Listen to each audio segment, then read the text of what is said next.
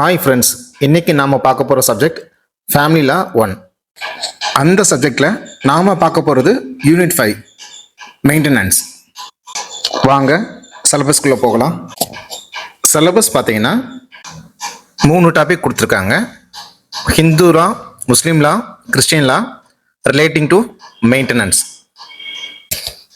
வாங்க சப்ஜெக்ட்குள்ளே போகலாம். நாம் பார்க்க போகிற ஃபஸ்ட்டு டாபிக் மெயின்டெனன்ஸ். ஹிந்துலாவோட மெயின்டெனன்ஸ் பார்க்கலாம். அதில் 3 இம்பார்ட்டன்ஸ் லெஜிஸ்லேஷன் சொல்கிறாங்க, அதாவது 3 இம்பார்ட்டன்ட் சட்டம் சொல்கிறாங்க. அதை பற்றி பார்க்கலாம்.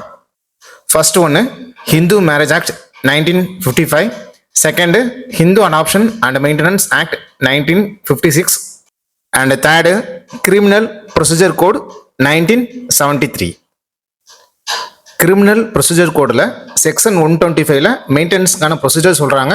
இது நம்ம வீடியோவில் லாஸ்ட்டில் பார்க்கலாம். Section 3B of comma Hindu adoption and maintenance act 1956ல் டெஃபினிஷன் தராங்க, என்னெல்லாம் இன்க்ளூட் ஆகுன்னு. உணவு, உடை, இருப்பிடம், கல்வி மற்றும் மெடிக்கல் ட்ரீட்மெண்ட், இந்த 5 கவர் ஆகும்னு சொல்கிறாங்க. இந்த 5 அடிப்படை தேவைகளுக்கு மெயின்டெனன்ஸ் தராங்க. இந்த அடிப்படை தேவைகள் கிடைக்க சட்டம் பாதிக்கப்பட்டவருக்கு உதவிகரமாக இருக்குது. இது இல்லாமல் வெட்டிங் எக்ஸ்பென்ஸும் இதில் கவர் ஆகுது. எஜுகேஷன், மேக்ஸிமம் குழந்தைகளுக்கான maintenance, and food, cloth, residence, medical treatment, இது எல்லாமே அடிப்படை தேவைகளில் வருது. Hindu adoption and maintenance act 1956ல் எந்தெந்த செக்ஷனில் யாருக்கெல்லாம் மெயின்டெனன்ஸ் கொடுக்குறான்னு பார்த்துக்கலாம். Section 18 maintenance of wife, section 19 maintenance of widowed daughter in law, section 20 maintenance of children and aged parent, section 21 dependent defined, section 22 maintenance of dependent. ஆக்சுவலாக ஹிந்து அடாப்ஷன் அண்ட் மெயின்டெனன்ஸ் ஆக்டை பற்றி நம்ம தேர்ட் யூனிட்லேயே படிச்சிருப்போம். ஸோ நெக்ஸ்ட் டாபிக் போயிடலாம். First நாம start பண்ணலாம். Hindu marriage act 1955. Hindu marriage act 1955 இது husband and ஒய்ஃபுக்கான மெயின்டெனன்ஸை பற்றி பேசுறது. இதில் ஒய்ஃப் ஹஸ்பண்டை கிளைம் பண்ணலாம், ஹஸ்பண்டும் ஒய்ஃப் கிட்ட கிளைம் பண்ண முடியும். அதை பற்றி ஃபுல் டீட்டெயிலாக பார்க்கலாம். ஹிந்து மேரேஜ் ஆக்டை பொறுத்தவரை பேரண்ட்டு, குழந்தைகள், டாட்டர் இன் லா இவங்களுக்கெல்லாம் மெயின்டெனன்ஸ் கிடைக்காது. ஹிந்து மேரேஜ் ஆக்டை பொறுத்தவரை செக்ஷன் 24 அண்ட் 25 இது 2 தான் இம்பார்ட்டன்ட். அதோட எக்ஸ்பிளனேஷன் பார்க்கலாம். செக்ஷன் 24 மெயின்டெனன்ஸ் பெண்டன்ட் லைட்னு சொல்கிறாங்க, அதாவது மெயின்டெனன்ஸ் பெண்டிங் டெடிகேஷன் அப்படின்னு மீன் பண்ணுறாங்க. அண்ட் எக்ஸ்பென்சஸ் ஆஃப் ப்ரொசீடிங் அப்படின்னு மீன் பண்ணுறாங்க. தமிழில் சொல்லணும் அப்படின்னா பராமரிப்பு பெண்டன்ட் லைட்டு, பராமரிப்பு நிலுவையில் உள்ள வழக்கு மற்றும் நடவடிக்கைகளின் செலவுகள், இதை பற்றி பார்க்குறதா செக்ஷன் 24. செக்ஷன் 25 பார்த்தீங்கன்னா பெர்மனன்ட் அலிமோனி அண்ட் மெயின்டெனன்ஸ், அதாவது நிரந்தர ஜீவனாம்சம் மற்றும் பராமரிப்பு. இதுதான் செக்ஷன் 24 அண்ட் 25. இதோட எக்ஸ்பிளனேஷன் பார்க்கலாம். ஃபர்ஸ்ட் செக்ஷன் 24 பார்க்கலாம். செக்ஷன் 24 மெயின்டெனன்ஸ் பெண்டிங் டெடிகேஷன், பராமரிப்பு நிலுவையில் உள்ள வழக்குன்னு சொல்கிறாங்க. இதில் என்ன மீன் பண்ணுறாங்க அப்படின்னா, பெட்டிஷனரோ இல்லை ரெஸ்பாண்டண்டோ கோர்ட்டில் கேஸ் நடக்க மணி இல்லை அப்படின்னா அவங்க என்ன பண்ணுவாங்க, ரெஸ்பாண்டண்டோ இல்லை பெட்டிஷனரோ யார் ஹை பார்ட்டியோ அவங்க கிட்ட அமௌண்ட் கலெக்ட் பண்ணி ஆப்போசிட் பார்ட்டிகிட்ட கொடுப்பாங்க. அப்படி கொடுத்து தான் அந்த கேஸ் ரன் ஆகிட்டு இருக்கும். இது மனுதாரர் மற்றும் பிரதிவாதியின் இன்கம்மை பேஸ் பண்ணி ஜெனியூனாக இருக்கும். அதே போல் கோர்ட்டில் சொன்ன அமௌண்ட்டு 60 டேஸ்க்குள்ளே பெட்டிஷனரோ இல்லை ரெஸ்பாண்டண்டோ அவங்க யாரை சொல்கிறாங்களோ அவங்க கொடுக்குற மாதிரி வரும். அதே போல் பெட்டிஷனரோ இல்லை ரெஸ்பாண்டண்டோ இந்த மேரேஜ் நாங்கள் ஆக்சுவலாக மேரேஜே பண்ணலை அந்த மாதிரி கேஸ் அகேன்ஸ்டாக ஃபைல் பண்ணாலும் இந்த செக்ஷன் 24 வச்சு இந்த கேஸ் ரன் ஆகும். ஸோ பெட்டிஷனராக இருந்தாலும் சரி, பிரதிவாதி பெட்டிஷனர் இல்லை ரெஸ்பாண்டன்ட் யாராக இருந்தாலும் இந்த மாதிரி ஆப்போசிட் பார்ட்டி மேலே அவதூறாக பரப்புனாலும் இந்த கேஸ் ரன் ஆகிட்டு தான் இருக்கும். அதுக்கான எக்ஸ்பென்ஸ் கோர்ட் யாரை சொல்கிறாங்களோ அவங்க கொடுக்குற மாதிரி தான் இருக்கும். செக்ஷன் 24ல் என்ன சொல்கிறாங்க அப்படின்னா, மேரேஜ் நல் அண்ட் வாய்டாக இருந்தாலும் அதே போல் கேஸ் ரன் ஆகிட்டு தான் இருக்கும். அதுக்கான மெயின்டெனன்ஸ் அமௌண்ட்டை ஆப்போசிட் பார்ட்டியோ இல்லை பார்ட்டியோ கொடுத்து தான் ஆகணும். ஸோ செக்ஷன் 24 பொறுத்தவரை மேரேஜ் வேலிடாக இருக்கணும்னு அவசியம் இல்லை.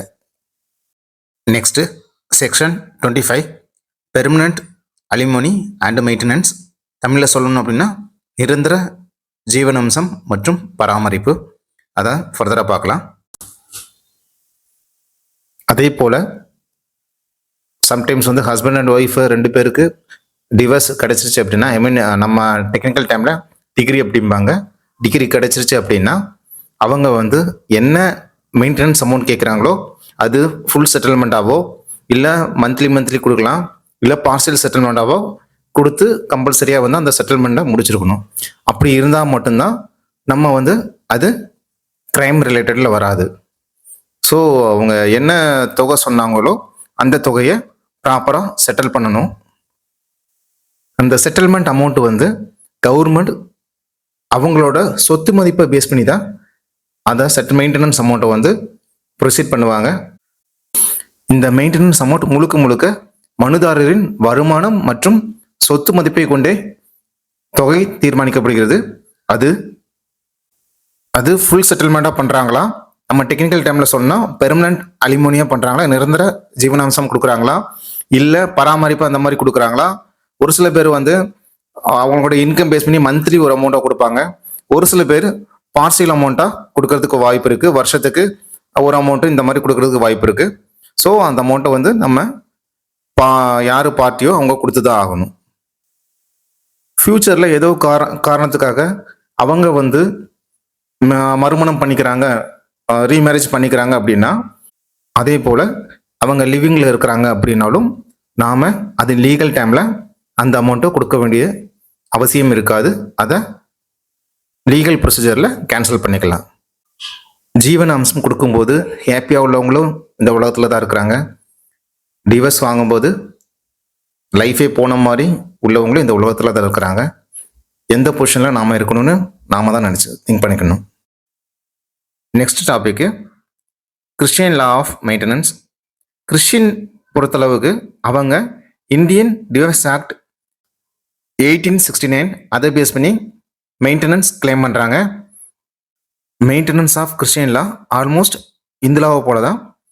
ஒருத்தருக்கு மணி அவங்க சர்வே ஆகிறதுக்கு மணி இல்லை அப்படின்னா ஆப்போசிட் பார்ட்டி மெயின்டெனன்ஸ் அமௌண்ட் கொடுக்க வேண்டியது இருக்கும். அதுதான் வந்து கிறிஸ்டியன் லா.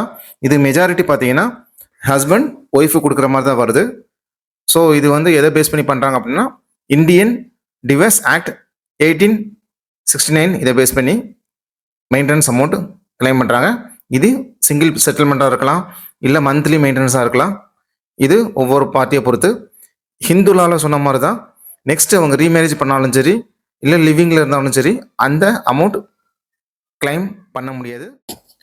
Next topic maintenance under Muslim law. Muslim லாவில் யாரெல்லாம் எலிஜிபிள் வருவாங்கன்னு பார்த்தீங்க அப்படின்னா wife, children, parent, other relation, இவங்க 4 பேர் வருவாங்க. இதில் இம்பார்ட்டன்ட் பார்த்தீங்கன்னா ஒய்ஃப் அண்ட் சில்ட்ரன் மட்டும்தான். ஃபர்ஸ்ட்டு மெயின்டெனன்ஸ் ஆஃப் ஒய்ஃப் பார்க்கலாம். மெயின்டெனன்ஸை 4 கேட்டகரியாக டிவைட் பண்ணுறாங்க. ஃபர்ஸ்ட் ஒன்று ஆப்ளிகேஷன் ஆஃப் மேரேஜ், திருமணத்தின் கடமையாக. Second on basis for a prenuptial argument, திருமணத்திற்கு முந்தைய ஒப்பந்தத்தின் அடிப்படையில். நெக்ஸ்ட் பார்த்தீங்கன்னா அண்டர் செக்ஷன் 125 சிஆர்பிசி அப்படிங்கிறது criminal procedure code. And next பார்த்தீங்கன்னா under Muslim women protection of rights on divorce act 1986 இதை பேஸ் பண்ணி ஒய்ஃபுக்கு வந்து மெயின்டெனன்ஸ் வாங்கி தராங்க. ரொம்ப இம்பார்ட்டன்ட் பார்த்தோம்னா அண்டர் செக்ஷன் 125 சிஆர்பிசியும் under Muslim law protection of rights on divorce act 1986 இந்த 2 தான் ரொம்ப ரொம்ப இம்பார்ட்டன்ட். இது நெக்ஸ்ட் ஃபர்தராக பார்க்கலாம். முஸ்லீம் ஆக்டை பொறுத்தவரை மெயின்டெனன்ஸ் பார்த்தீங்கன்னா ஹஸ்பண்ட் தான் ஒய்ஃபுக்கு கொடுக்குற மாதிரி வரும். ஹிந்துலா மாதிரி ஹஸ்பண்டு ஒய்ஃபுக்கு கொடுக்குற மாதிரி, ஒய்ஃபு ஹஸ்பண்ட் கொடுக்குற மாதிரி வராது. இங்கே வந்து ஹஸ்பண்டு ஒய்ஃபுக்கு கொடுக்குற மாதிரி மட்டும்தான் வரும். ஸோ வந்து எல்லா கேட்டகரியும் ஒய்ஃபை பேஸ் பண்ணி தான் இருக்கும். ஸோ ஃபர்ஸ்ட் பாயிண்ட் பார்க்கலாம். திருமணத்தின் கடமையாக இங்கிலீஷில் சொல்லணும்னா அப்ளிகேஷன் ஆஃப் மேரேஜ், அதை பார்க்கலாம். இந்த டாப்பிக்கு என்ன சொல்ல வராங்க அப்படின்னா மனைவி அவருக்கு உண்மையாக இருக்கும் வரை மற்றும் அவரது நியாயமான கட்டளைகளுக்கு கீழ்ப்படியும் வரை கணவரின் மனைவியை பராமரிக்க வேண்டிய கடமை கணவருக்கு உள்ளது என்று சொல்கிறாங்க. இப்போ நார்மலாக வந்து மனைவி வந்து கணவருக்கு உண்மையாக இருக்கணும். செகண்ட் பாயிண்ட் என்ன சொல்கிறாங்க, அவர் மேபி வந்து நியாயமான ஏதாவது கோரிக்கை வச்சா அது வந்து கீழ்ப்படுகிற மாதிரி இருக்கணும் அப்படிங்கிறாங்க. அப்படி இருந்தால் வந்து கணவன் கண்டிப்பாக வந்து மனைவிக்கு ஜீவனாம்சம் கொடுக்கணும், மெயின்டெனன்ஸ் கொடுக்க வேண்டிய வரும். இன்கேஸ் வந்து கீழ்ப்படியாமல் இருந்தாலும் மனைவியால் கணவரிடம் மெயின்டெனன்ஸ் ஜீவனாம்சம் வாங்க முடியும். அதுக்கு ஒரு சில பாயிண்ட் சொல்லியிருக்காங்க. ஃபர்ஸ்ட் பாயிண்ட், கணவன் மனைவிக்கு கொடுமை இழைத்த குற்றவாளி. மேபி வந்து கணவன் வந்து மனைவியை கொடுமைப்படுத்தியிருந்தாங்கன்னா அதுக்கு கிளைம் பண்ணலாம் டைவர்ஸ் வாங்கிட்டு. செகண்ட் பாயிண்ட், கணவர் வந்து ஏதாவது நோய்வாய்ப்பட்டு இருந்தாலோ இல்லை தோல் நோய் இந்த மாதிரி வியாதி இருந்தாலோ அப்படி தெரியாமல் கல்யாணம் பண்ணியிருந்தாலும் டைவர்ஸ் வாங்கலாம். அப்போவும் வந்து கிளைம் நம்மளால வாங்க முடியும். நெக்ஸ்ட் பார்த்தீங்கன்னா, அவர் வந்து ஆண்மை குறைபாடு உள்ள ஆளாக இருந்தாலும் திருமணத்துக்கு அப்புறம் டைவர்ஸ் வாங்கிட்டு மெயின்டெனன்ஸ் வாங்க முடியும். இதுதான் வந்து ஆப்ளிகேஷன் ஆஃப் மேரேஜ், திருமணத்தின் கடமையாக முஸ்லீம் லால சொல்றாங்க. Next topic, on basis of prenuptial agreement. திருமணத்திற்கு முந்தைய ஒப்பந்தத்தின் அடிப்படையில் அக்ரிமெண்ட் போடுறத வந்து இதை மெயின் பண்றாங்க. அந்த அக்ரிமெண்ட் எப்படி இருக்கும் அப்படின்னா, மனைவி வந்து நிபந்தனை ஏதாவது விதித்திருந்தா அதுக்கு ஏற்ற மாதிரி இருக்கும், அக்செப்டட் தான். இதில் வந்து எக்ஸாம்பிள் வந்து தனித்தனியாக வாழ உரிமை உண்டு மற்றும் கணவனுக்கு எதிராக பராமரிப்பும் கேட்க முடியும். நிபந்தனைகள், கணவன் அவளை மோசமாக நடத்தக்கூடாது அல்லது இரண்டாவது மனைவியை திருமணம் செய்யக்கூடாது. ஒரு மனைவி இருக்கும்போது இன்னொரு மனைவியை திருமணம் செய்யக்கூடாது. அந்த மாதிரி தான் வந்து திருமணத்துக்கு முன்பாக ஒப்பந்தம் போட்டிருப்பாங்க. இந்த ஒப்பந்தம் வந்து மனைவிக்கும் செல்லுமானது. அதே போல திருமணத்துக்கு முந்தைய ஒப்பந்தத்தில் குறிப்பிடப்பட்டிருந்தால் கர்ச்சாய் பாண்டன். இது வந்து எதை பேஸ் பண்ணி சொல்றாங்க, இதுதான் வந்து நெக்ஸ்ட் நமக்கு அடுத்த செக்ஷன்ல வர காரணமாக இருந்த கேஸ். அலி அக்பரஸ் ஃபாத்திமா 1929. இந்த கேஸ் வந்து முஸ்லீம் லா மெயின்டெனன்ஸ் கேட்டாலே இந்த பாயிண்ட் வந்து அந்த கேஸ்ல வந்து உங்களுக்கு ரொம்ப இம்பார்ட்டண்டாக இருக்கும். ஏன்னா இதுதான் வந்து உங்களுக்கு சிஆர்பிசி வர்றதுக்கு காரணமாக இருந்தது. இம்பார்ட்டன்ட் நோட் பண்ணி வச்சுக்கோங்க. இதில் என்ன சொல்ல வராங்க அப்படின்னா, அலி அக்பர் அஸ் ஃபாத்திமா கேஸில் மாதம் பார்த்தீங்கன்னா 25 ரூபாய் மந்த்லி வந்து மெயின்டெனன்ஸாக கொடுக்கணும்னு சொல்கிறாங்க. இதில் வந்து என்ன பண்ணுறாங்க, கணவன் வந்து மனைவிக்கு இத்தாக் காலத்திற்கு மட்டுமே கொடுத்தாரு. இத்தாக் அப்படின்னா முஸ்லீம்ல என்ன சொல்லுவாங்க அப்படின்னா, அவங்க ஒரு நம்ம பேங்க்ல வந்து கூலிங் பீரியட்னு சொல்றோம்ல, அதே மாதிரி இத்தாக் அப்படிங்கிறது ஒரு கூலிங் பீரியட் மாதிரி. இப்போ எக்ஸாம்பிள் வந்து அது எதுக்கு வேணாலும் யூஸ் ஆகும். இப்போ டைவர்ஸ் வாங்கினாலும் அந்த அவங்க பார்த்தீங்கன்னா 3 மாச காலம் சம்திங் 90 days எடுப்பாங்க. அதுதான் இத்தாத் காலம். அந்த காலத்துல வந்து வேற மேரேஜ் பண்ணக்கூடாது. இன்கேஸ் வந்து கணவர் இறந்துட்டாலும் மனைவி வேற மேரேஜ் பண்ணக்கூடாது. அதான் இத்தாத் காலம்பாங்க. அலி அக்பர் என்ன பண்ணியிருக்காரு, அந்த 25 ரூபாய் வந்து இத்தாத் காலம் வரைக்கும் தான் கொடுத்துருக்காரு. நமக்கு இப்போ உள்ள வேல்யூ வந்து 25 மேட்டர் கம்மி. மேபி வந்து 1929 பார்த்தீங்கன்னா அதோட வேல்யூ ஜாஸ்தி. ஸோ இத்தா காலம் வரைக்கும் கொடுத்தா 3 மாசம் மட்டும் கொடுத்தா வந்து அடுத்து என்ன பண்ணுவாங்க, அதுதான் வந்து இந்த கேஸோட மெயின். நெக்ஸ்ட் சிஆர்பிஸ்ல என்ன கொண்டு வந்திருக்காங்கன்னு பார்க்கலாம். இந்த கேஸை பேஸ் பண்ணி என்ன சொல்றாங்கன்னா, யாராவது பராமரிக்கிற மெயின்டெனன்ஸ் கொடுக்க மாட்டாங்க அப்படின்னா கரெக்டான ஆதாரம் இருந்தால் அதுக்குன்னு ஒரு தனிக்குழு போட்டிருக்காங்க.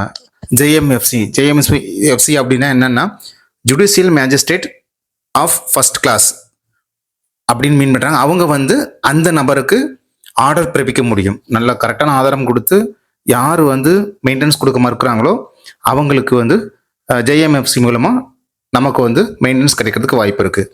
அதுல வந்து மனைவி தன்னை பராமரிக்க முடியாதவள், முறையான அல்லது முறைகேடான மைனர் குழந்தை, திருமணமான மற்றும் திருமணமாகாத இருவரும் தன்னைத்தானே பராமரிக்க முடியவில்லை, சட்டப்பூர்வ அல்லது முறைகேடான பெரிய குழந்தை, உடல் அல்லது மனக்காயம் காரணமாக அவர் அல்லது அவள் தன்னைத்தானே பராமரிக்க இயலவில்லை, திருமணமான மகள் சேர்க்கப்படவில்லை, தந்தை அல்லது தாய் தன்னைத்தானே பராமரிக்க இயலாமல் இருக்கக்கூடியவங்க.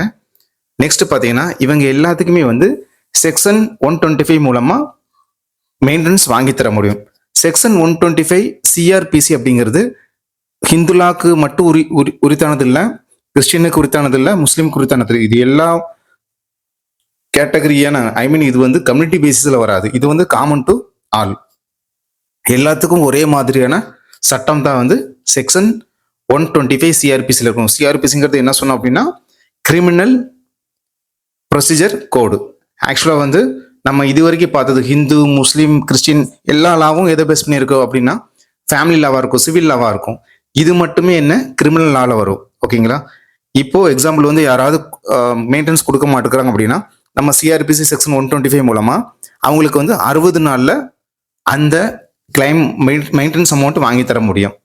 இந்த பிரிவு 125 ஐ மீன் செக்ஷன் 125 என்பது அனைத்து தனிப்பட்ட சட்டங்கள் முழுவதும் பராமரிப்பு சட்டங்களை நிர்வகிக்கும் மதசார்பற்ற விதியாகும். அதை தான் சொல்றாங்க. இது வந்து ஒரு கம்யூனிட்டிக்கு உரித்தானது இல்லை, இது common to all community. Hindu, Muslim, Christian, இது எல்லாத்துக்குமே இந்த கம்யூனிட்டியில நம்ம வந்து நீதி வாங்கி தர முடியும், கிளைம் வாங்கி தர முடியும். மெயின்டெனன்ஸ் யாரெல்லாம் எலிஜிபிள் வருவாங்க அதெல்லாம் இப்போ நம்ம ஒன் பை ஒன்னா பார்த்தோம். ஓகேங்களா? இதுல வந்து மனைவி வாங்கலாம், குழந்தைகள் வாங்கலாம், பூர்வம் இல்லாத குழந்தைகள் கூட வாங்க முடியும். இதுக்கு எல்லாமே லீகலான கரெக்டான ப்ரூஃப் இருந்தால் நம்மளால வந்து இந்த செக்ஷன் வாங்க முடியும். நெக்ஸ்ட் இது ரிலேட்டடா கேஸ் ஒன்று பார்க்கலாம். அந்த கேஸ் ரொம்ப ரொம்ப இம்பார்ட்டன்ட். அடுத்த செக்ஷன் வர அதுதான் முன் உதாரணமாக இருந்தது. இதுதான் அந்த கேஸு. முகமது அகமது கான் விசஸ் சா பானு பேகம் 1985 இத்தாத்து. இந்த முறையில் வந்து அவங்க வந்து ஃபாலோ பண்ணி மெயின்டெனன்ஸ் கொடுத்துருக்காங்க. ஆனால் வந்து சா பானு என்ன பண்ணியிருக்காங்க அப்படின்னா கோர்ட் அன்னைக்கு சிஆர்பிசி மூலமாக செக்ஷன் 125 மூலமாக அவங்க ஜீவனாம்சம் கேட்டிருக்காங்க. கேட்டதுனால கோர்ட் வந்து அந்த கேஸை எடுத்து ஜீவனாம்சம் வந்து செக்ஷன் 125 சிஆர்பிசி செக்ஷனில் பார்த்தீங்கன்னா ஷா பானு பேகம்க்கு முகமது அகமது கான்ல இருந்து மெயின்டெனன்ஸ் வந்து லைஃப் டைம் கொடுக்கறது இல்லை அவங்க சாகும் வரை கொடுக்கறது வந்து இம்ப்ளிமெண்ட் பண்ணிட்டாங்க. அதனால என்ன பண்ணுறாங்க, இந்த இம்ப்ளிமெண்ட் வந்ததுக்கப்புறம் அதுக்கு எதிர்ப்பாக வந்து நிறைய முஸ்லிம்ஸ் வந்து ஷா பானு பேகம் மேலே அட்டாக் பண்ணுறது, அந்த சட்டத்துக்கு எதிராக வந்து நிறைய வந்து கோஷம் முட்டுறது, இந்த மாதிரி வந்து நிறைய அகெயின்ஸ்டாக இருந்திருக்காங்க. இதுக்கு சட்டம் வந்து பெண்களுக்கு பாதுகாப்பாக இருக்கணுங்கிறதுக்காக தான் இந்த மெயின்டெனன்ஸ் ஆக்டை கொடுத்தது. ஆனால் இப்படி அகெயின்ஸ்டாக மாறும்போது அதுக்குன்னு தனி சட்டம் போடுறது தான் நெக்ஸ்ட் நாம பார்க்க போகிறோம்.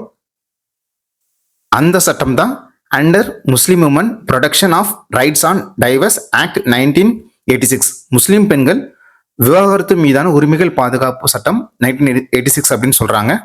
வாங்க அந்த சட்டத்தில் என்னன்னு சொல்லியிருக்கான்னு பார்க்கலாம். பாராளுமன்றத்தில் அவசரமாக அந்த கேஸ் அந்த ப்ராப்ளம் சால்வ் ஆகிறதுக்காக அவங்களோட வாக்கு வங்கிக்காக அந்த சாபானோட கேஸை வந்து தீர்ப்பு வழங்குறாங்க. தீர்ப்பு எப்படி சொல்லி வழங்குறாங்கன்னா உமனுக்கு ப்ரொடெக்ஷன் கிடைக்கணும், ஐ மீன் வந்து அவங்களுக்கு வந்து ஹஸ்பண்டை இருந்து கண்டிப்பாக வந்து மெயின்டெனன்ஸ் கொடுக்கணும்னு சொல்லி ஃபர்ஸ்ட் பாயிண்ட்ல சொல்றாங்க. செகண்ட் பாயிண்ட் என்ன சொல்றாங்க அப்படின்னா அது எந்த காலத்து வரைக்கும் கொடுக்கணும் அப்படின்னு சொல்றாங்க அப்படின்னா அந்த இத்தா காலம்னு சொல்றாங்கல்ல, ஆல்ரெடி முஸ்லீம்ல இம்ப்ளிமெண்ட்ல இருந்த காலத்தை அந்த காலம் வரைக்கும் கொடுத்தா போதும், அந்த காலம் வரைக்கும் வந்து யாரு கொடுக்கணும், ஹஸ்பண்ட் வந்து கொடுக்கணும் அப்படின்னு சொல்லி ஒரு யூஸ் இல்லாத சட்டத்தை ஒன்று கொண்டு வராங்க. ஆக்சுவலாக வந்து இது வந்து உமன் ப்ரொடெக்ஷன் சட்டம்னு சொல்றோம். ஆனால் இந்த சட்டத்தில் 3 மாசம் வரைக்கும் மட்டும் வச்சு என்ன பண்றது, அப்படி கணவர் கொடுக்க முடியல அப்படின்னா ஐ மீன் அந்த லேடியோட ஒய்ஃபோட வந்து ரிலேட்டிவ் கொடுக்கணுமா. அந்த ரிலேட்டிவ் எத்தனை ரிலேட்டிவ் கொடுப்பாங்க, ஒரு அது சாத்தியமானே தெரியல. நெக்ஸ்ட் அந்த உறவினரும் கொடுக்க முடியல அப்படின்னா என்ன சொல்றாங்க, வக்ஃப் போர்டு அப்படிங்கிறாங்க. இது வந்து ஒரு கோர்ட்டோட ஒரு போர்டு, அந்த போர்டு மூலமா செலுத்துவாங்க அப்படின்னு சொல்றாங்க. ஆனா இதுவும் பாசிபிள், எத்தனை பெண்களுக்கு வந்து அவங்க செலுத்த முடியும். இது வந்து அந்த டைம்ல உள்ள பிரச்சனை சால்வ் பண்றதுக்காக அந்த கவர்மெண்ட் எடுத்த தேவையில்லாத ஒரு செக்ஷன் தான். உமன் ப்ரொடெக்ஷன் அப்படிங்கிறாங்க, Muslim women protection of rights and divorce அப்படிங்கிறாங்க. ஆனால் இதில் வந்து ப்ரொடெக்ஷன் எதுவுமே இருந்த மாதிரி தெரியல இந்த சட்டத்தில். நெக்ஸ்ட் ஒரு கேஸ் வந்திருக்கு, அந்த கேஸை பார்த்துட்டு அதில் என்ன தீர்ப்பு வழங்கியிருக்கான்னு பார்க்கலாம். டேனியல் லத்திஃபி அஸ் யூனியன் பேங்க் ஆஃப் இந்தியா. இந்த கேஸில் என்ன சொல்கிறாங்க அப்படின்னா சட்டத்தின் கீழ் முஸ்லீம் கணவரின் பொறுப்பு இத்தா காலத்திற்கு மட்டுமல்ல, ஆக்சுவலாக வந்து 3 months பீரியட் சொல்லியிருந்தாங்களா, அது மட்டும் இல்லை என்று ஒரு நீதிமன்ற தீர்ப்பு வழங்கியிருக்கிறாங்க. மனைவியின் பராமரிப்பு அதாவது மெயின்டெனன்ஸ்க்கு இத்தா காலத்து வரைக்கும் நீங்கள் ரெடி பண்ணிக்கோங்க. ஆக்சுவலாக அந்த மூணு மாசத்துல அவங்களோட லைஃப் டைமுக்கு என்ன அமௌண்ட் வேணுமோ, அது 20 30 lakhs என்ன வேணுமோ அதை ரெடி பண்ணுறதுக்காக அந்த டைமுக்குள்ள ரெடி பண்ணி அவங்க லைஃப் டைமுக்கு யூஸ் ஆகிற மாதிரி அவங்களுக்கு ஃபண்டு ரெடி பண்ணி நீங்கள் வந்து செட்டில்மெண்ட் பண்ணணும் அப்படின்னு சொல்லி தீர்ப்பு வாங்கியிருக்காங்க. அந்த கேஸ் எப்போ நடந்தது அப்படின்னா 2001 நடந்திருக்கு. ஸோ இது எந்த சட்டத்தின் மூலமாக வந்தது அப்படின்னா முஸ்லீம் பெண்கள் விவாகரத்து மீதான உரிமைகள் சட்டம் 1986 சட்டத்தின் மூலமாக தான் இந்த கேஸோட தீர்ப்பும் சொல்லியிருக்காங்க. நெக்ஸ்ட் இம்பார்ட்டன்ட் கீ பாயிண்ட்ஸ் பார்த்துக்கோங்க. இது எக்ஸாம் பாயிண்ட் ஆஃப் யூஸ் ஆகும். தேங்க்யூ.